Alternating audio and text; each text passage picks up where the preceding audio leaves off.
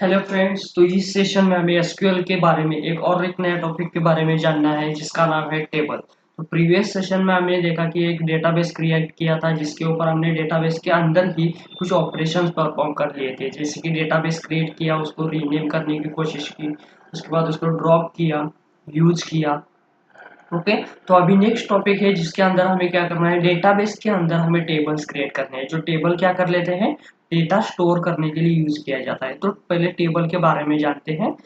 Table is a collection of data organize in terms of rows and columns. मतलब आपने consider किया normal table, तो उसके लिए कॉलम्स होते हैं जो आप हेडिंग बोलते हो, जैसे कि आपको स्टूडेंट का डेटा वगैरह स्टोर करना है तो आईडी, नेम, कॉन्टैक्ट, एड्रेस वगैरह। और उसके बाद रोज मतलब क्या होता है कि उनका डेटा होता है जो आप डेटा वहां पर स्टोर कर सकते हो। तो देखो, in DBMS term table is known as relation and row as tuple. मतलब टेबल को आप क्या कहते हैं, रिलेशन कह सकते हैं, एंड रो को टपल कह सकते हो। एक table has specified number of columns but can have any number of रोज। मतलब कॉलम जितने डिफाइन करने हैं वो यूजर के ऊपर डिपेंड है। मतलब आप डेवलपर हो तो आपके ऊपर डिपेंड है कॉलम कितने चाहिए, लेकिन रोज जो होते हैं, रो एन नंबर ऑफ रोज यहाँ पर जनरेट हो जाते हैं, क्योंकि आप जितना डेटा इंसर्ट कर लेते हो उतना डेटा यहाँ पर टेबल में ऑटोमेटिक आ जाता है। Okay. Table is also considered as a convenient representation of relations.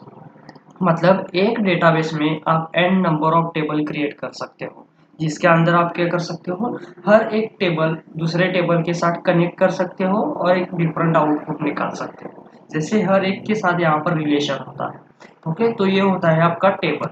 तो टेबल के बारे में जानते हैं। फर्स्ट कमांड है हमारा क्रिएट टेबल। तो हम टेबल कैसे क्रिएट कर लेते हैं, जिसके लिए SQL create table statement is use to create table in database. मतलब क्रिएट टेबल नाम का कीवर्ड यूज करके हमें क्या करना है, यहाँ पर टेबल क्रिएट करना है। If you want to create table you should name the table and define its column and each columns data type. मतलब अभी क्या करना है आपको, जैसे कि आपको कुछ स्टूडेंट नाम का टेबल क्रिएट करना है जिसके अंदर आईडी, अभी आईडी इंटीजर है तो उसका डेटा टाइप होगा। अगर उसका नेम डिफाइन करना है तो varchar या स्ट्रिंग, मतलब अभी स्ट्रिंग कहते हैं इसके नॉर्मल लैंग्वेज में, लेकिन आपको एसक्यूएल में यूज करते टाइम इसको varchar यूज करना पड़ता है। तो नेक्स्ट देखते हैं इसका सिंटैक्स। जैसे कि देखो, क्रिएट टेबल एंड टेबल का नेम, उसके बाद column name 1 data type, column name 2 data type up to n। यहाँ पर जितने कॉलम क्रिएट करोगे उतने यहाँ पर आपके टेबल में कॉलम क्रिएट हो जाएंगे। ये सिर्फ यूजर के ऊपर डिपेंड है। ओके।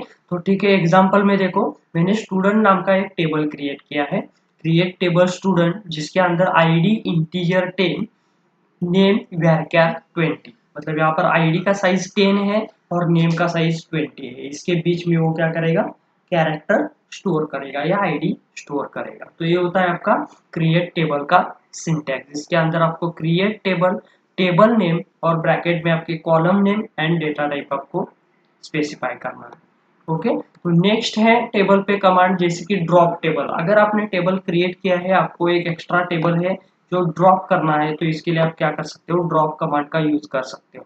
ये SQL drop table statement use to delete a table definition and all data from table.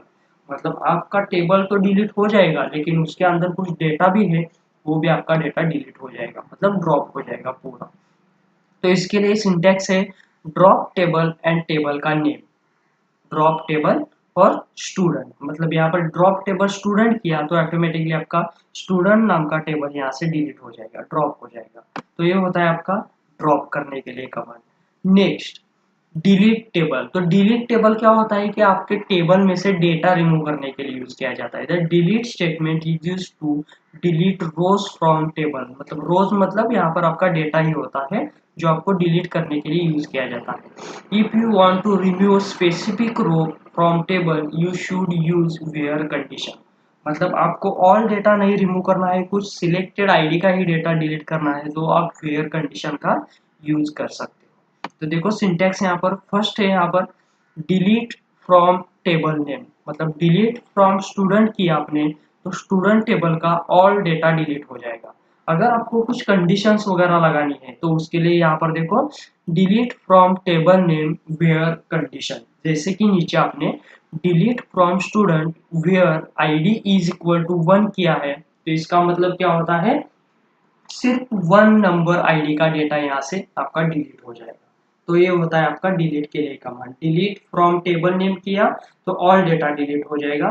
Delete from table name और वेयर कंडीशन लगाया तो जो भी कंडीशन है उसके हिसाब से यहाँ पर आपका टेबल में से एक रो डिलीट हो जाएगा। तो ये होता है आपका डिलीट के लिए। नेक्स्ट है रीनेम टेबल। जैसे कि आपने टेबल का नेम कुछ अलग दिया है लेकिन आपको कुछ चेंज करना है रीनेम, तो देखो SQL rename table is use to change the name of table, मतलब आपको टेबल का नेम चेंज करने के लिए यूज किया जाता है, जिसके लिए यूज किया जाता है आपका अल्टर टेबल, मतलब टेबल ऑलरेडी प्रेजेंट है तो इसके लिए आपको अल्टर कमांड यूज करना पड़ता है।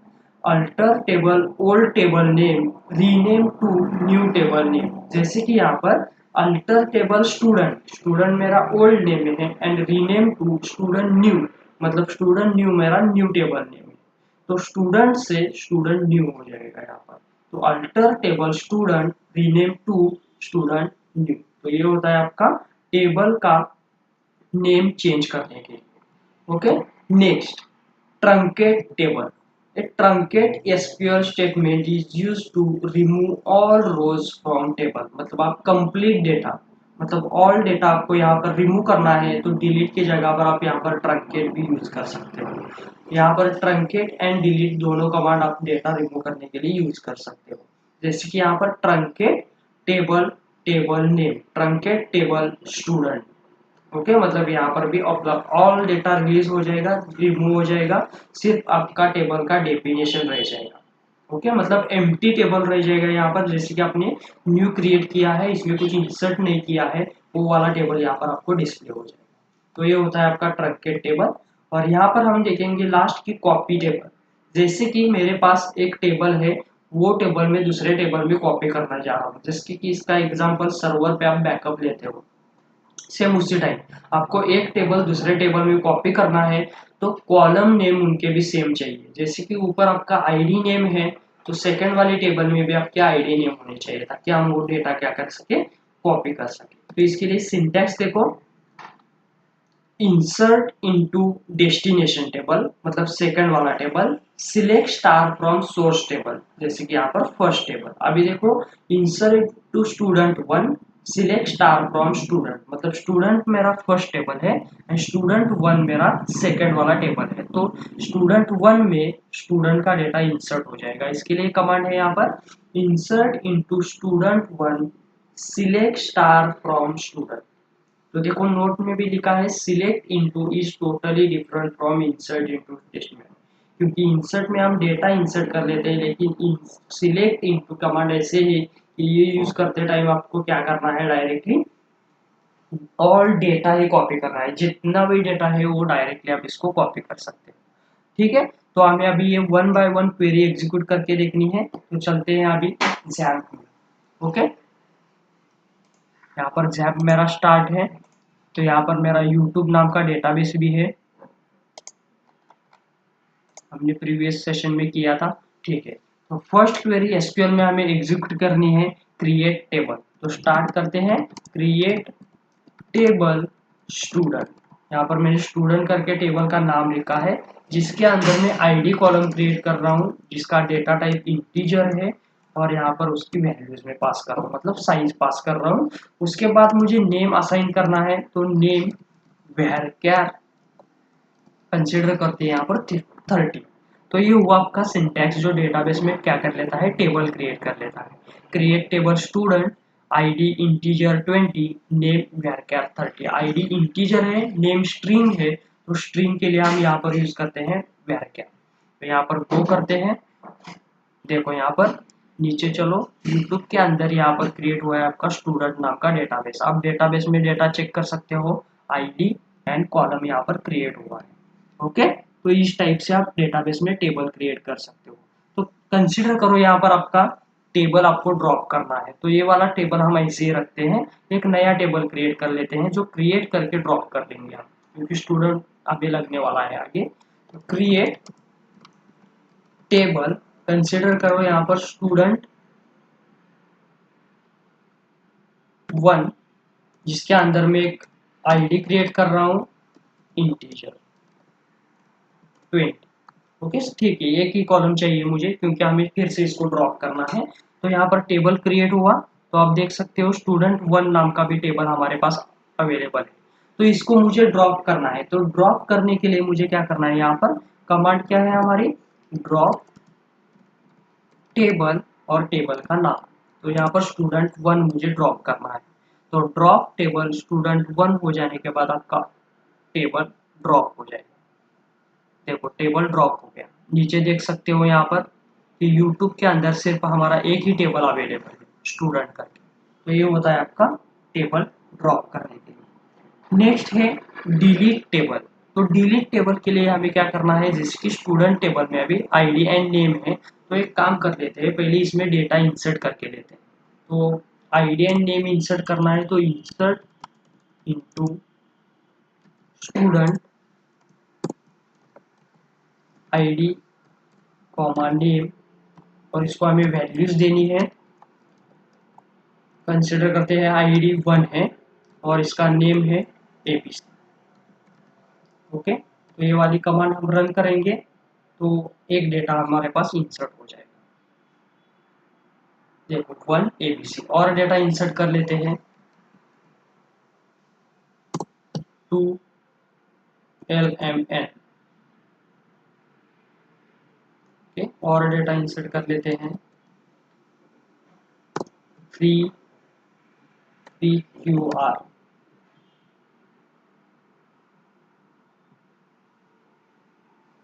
ठीक है, हमारे पास अभी 3 डेटाबेस में, सॉरी 3 डेटा अवेलेबल है टेबल में। तो इसके लिए हमें क्या करना है, देखो फर्स्ट हमारी क्वेरी थी डिलीट फ्रॉम टेबल, जो क्या करेगा ऑल डेटा डिलीट करेगा। लेकिन मैं क्या कर लेता हूँ, सेकंड वाली क्वेरी फर्स्ट एग्जीक्यूट कर लेता हूँ, क्योंकि उसके अंदर हमने कंडीशन लगाकर इन ऑल रिकॉर्ड में से सिर्फ एक रिकॉर्ड डिलीट किया था। तो वो वाला कंडीशन पहले देखते हैं कि मुझे कंसिडर करो यहाँ से सेकंड नंबर वाला आईडी जो है उसका डेटा डिलीट करना है। मतलब मुझे 1 2 3 अवेलेबल है, 2 डिलीट करना है। तो मैं यहाँ पर क्या करूंगा, डिलीट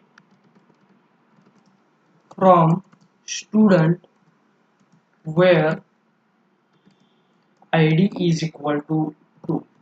मुझे क्या होगा यहाँ पर, 2 नंबर आईडी का डेटा यहाँ से डिलीट होगा। Delete from student where ID is equal to 2, यहाँ पर गो करो, कंफर्म करेगा वो, और उसके बाद ब्राउज पे क्लिक करके डेटा चेक कर सकते हो। देखो हमारे पास 1 एंड 3 यहाँ पर डेटा अवेलेबल है, क्योंकि 2 वाला भी डिलीट हो गया है।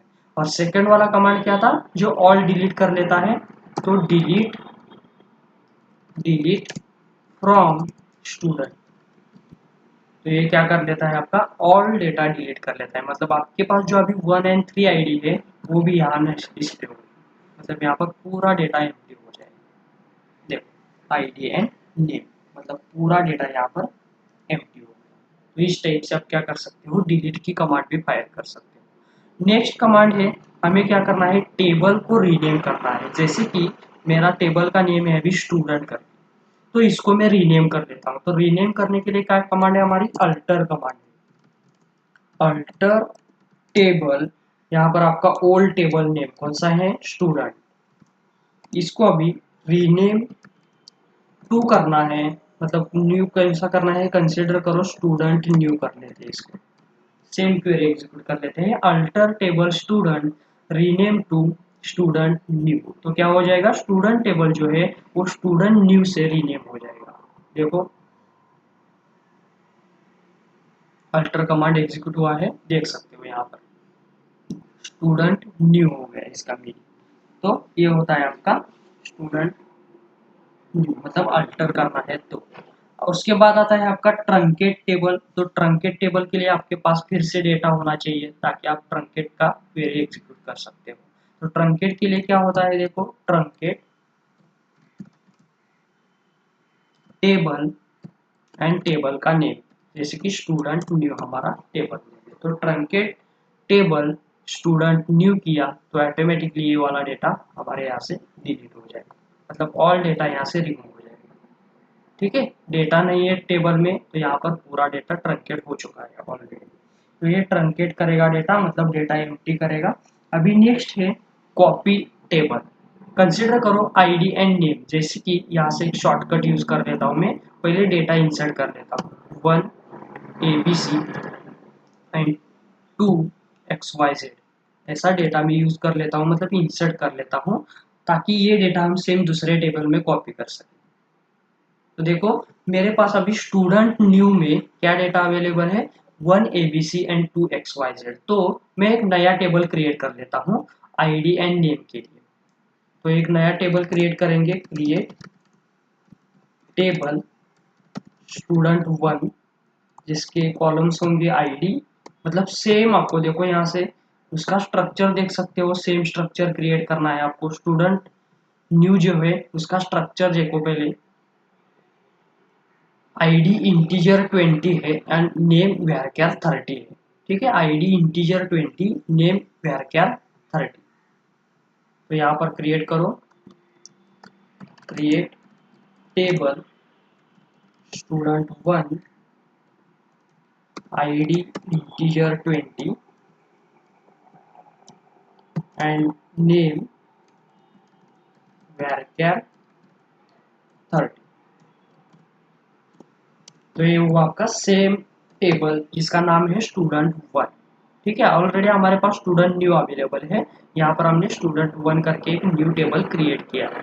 तो देख सकते हो दोनों का स्ट्रक्चर सेम है, आईडी नेम, स्टूडेंट न्यू में भी आईडी नेम प्रेजेंट है। तो यहाँ पर कमांड फायर करेंगे हम अभी, जैसे कि यहाँ पर एसक्यूएल में जाना है मुझे, और उसके बाद मुझे क्या करना है, इंसर्ट इनटू, कहाँ पर डेस्टिनेशन टेबल कौन सा है हमारा, student 1, student 1 select star from source table. तो यहाँ पर होगा आपका student new. Okay, insert into student 1 select star from student new. तो यहाँ से स्टूडेंट न्यू से डेटा स्टूडेंट 1 में चला जाएगा, कॉपी हो जाएगा। तो देखो यहाँ पर रन किया मैंने, तो स्टूडेंट 1 चेक करो, तो ये आपका डेटा आ चुका है, मतलब स्टूडेंट न्यू में था ये डेटा 1 2 करके, तो वही डेटा सेम यहाँ पर कॉपी हो गया। तो ये यूज किया जाता है टेबल कॉपी करने के लिए। तो 1 बाय 1 हमने क्या क्या देखा, यहाँ पर कॉपी टेबल देखा, उसके बाद हमने देखा था ट्रंकेट, ट्रंकेट के बाद देखा था हमने रीनेम, रीनेम टेबल को रीनेम कैसे कर, मतलब टेबल को रीनेम कैसे कर लेते हैं। उसके बाद हमने देखा था डिलीट टेबल किया था, और डिलीट में से 2 कंडीशन लगाई थी। उसके बाद हमने यूज किया था ड्रॉप टेबल, और स्टार्टिंग में यूज किया था क्रिएट टेबल। ठीक है, तो इसके नेक्स्ट टाइप में हम देखेंगे जैसे कि टेबल में और भी कुछ क्वेरीज बाकी है, जो अल्टर की क्वेरीज है, जो हम उसके नेक्स्ट सेशन में रन कर लेंगे। Okay, thank you.